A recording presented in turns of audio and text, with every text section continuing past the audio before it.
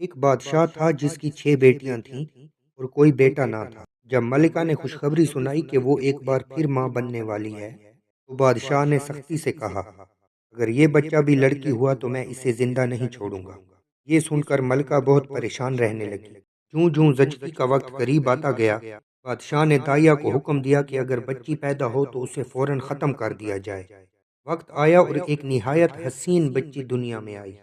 دائیا نے جیسے ہی اس کا چہرہ دیکھا وہ اسے مار نہ سکی۔ بچی مسکرائی تو اس کے ہونٹوں سے خوشبو بھرے پھول جھڑنے لگے۔ دائیا یہ منظر دیکھ کر حیران رہ گئی۔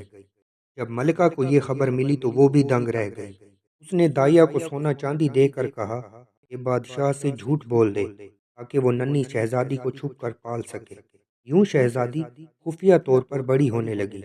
جب وہ چلنے لگی تو اس کے ہر قدم سے سونے اور چاندی کی اینٹیں نکلنے لگی جنہیں ملکہ چھپا کر رکھ دیتی۔ کچھ عرصہ بعد قحط پڑ گیا اور خزانہ خالی ہو گیا۔ بادشاہ فکر مند تھا کہ ملک کیسے سنبھالے۔ اب ملکہ نے اپنے خفیہ ذخیرے سے چند اینٹیں لا کر بادشاہ کو دیں۔ ملکہ نے کہا، پہلے وعدہ کریں کہ میری جان بخشی ہوگی۔ بادشاہ نے وعدہ کیا تو ملکہ نے اپنی 7ویں بیٹی کو اس کے سامنے پیش کیا۔ وہ چلتی تو سونا چاندی بکھرتا اور مسکراتی تو پھول جھڑتے۔ بادشاہ کا دل پگھل گیا۔ اس نے ملکہ کو معاف کیا اور بیٹی کو گلے لگا لیا، لیکن بڑی بہنوں کے دل میں حسد پیدا ہو گیا۔ بادشاہ نے چھوٹی بیٹی کے لیے ایک الگ محل بنوا دیا۔ ایک دن بادشاہ سفر پر جانے لگا تو اس نے اپنی بیٹیوں سے پوچھا۔ سب سے چھوٹی شہزادی دعا میں مشغول تھی۔ اس نے اپنی کنیز سے کہا، بادشاہ سے کہنا صبر کرے۔ کنیز نے سمجھا کہ شاید صبر نام کی کوئی چیز ہے۔ واپسی پر بادشاہ سب کے تحفے لایا اور سب سے چھوٹی کے لیے ایک ڈبہ دیا اور کہا، یہ ہے صبر۔ شہزادی نے ڈبہ ایک طرف رکھ دیا۔ ایک دن گرمی میں اس نے وہ ڈبہ کھولا تو اندر ایک پنکھا تھا۔ جیسے ہی اس نے پنکھا ہلایا، ایک نہایت حسین شہزادہ اس کے سامنے آ کھڑا ہوا۔ شہزادی بے ہوش ہو گئی۔ شہزادے نے اسے سنبھالا اور کہا، جب بھی یہ پنکھا ہلاؤ گی میں حاضر ہو جاؤں گا۔ یوں دونوں دن رات ملنے لگے۔ بڑی بہنوں کو خبر ہوئی تو ان کا حسد اور بڑھ گیا۔ ایک دن دھوکے سے انہوں نے شہزادے کے لیے بستر تیار کیا جس پر شیشے کے ٹکڑے بچھا دیے۔ شہزادی نے اعتبار کیا اور پنکھا ہلا کر شہزادے کو بلایا۔ وہ جیسے ہی بستر پر لیٹا، شیشے کے ٹکڑے اس کے جسم میں چبھ گئے اور وہ خون میں نہا گیا۔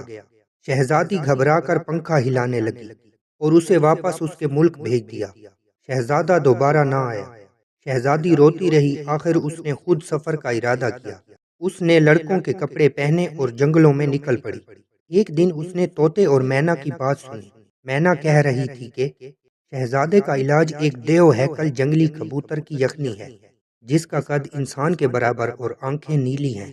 شہزادی نے اس کبوتر کو ڈھونڈ نکالا، جال میں پھنسایا اور یخنی تیار کی۔ نقاب اوڑھ کر بطور طبیب شہزادے کے دربار میں پہنچی۔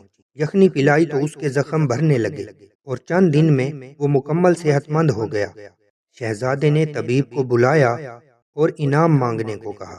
شہزادی نے مسکرا کر نقاب ہٹایا۔ شہزادہ حیران رہ گیا۔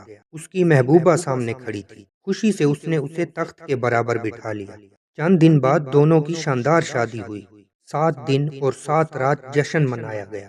بادشاہ، ملکہ اور بہنیں بھی شریک ہوئیں۔ بڑی بہنوں نے شرمندہ ہو کر معافی مانگی اور شہزادی نے سب کو معاف کر دیا۔ یوں شہزادہ اور شہزادی ہمیشہ خوش و خرم رہنے لگے۔ جب وہ ہنستی تو پھول جھڑتے، جب چلتی تو سونا چاندی بکھرتا اور جب پنکھا ہلاتی تو خوشیوں کی ہوا چل پڑتی۔